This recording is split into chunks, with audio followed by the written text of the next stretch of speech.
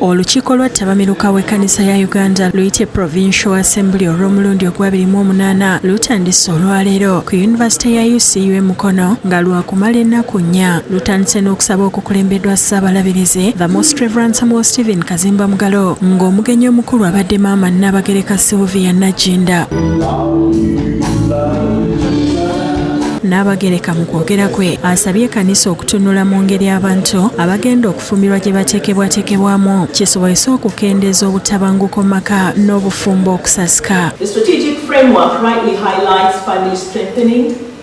The church must scale up JBV advocacy, integrate these marriages into preaching and programs, create safe places for victims, and strengthen pre-marital and marital counseling alongside regular couple seminars and promote harmony and joint stewardship.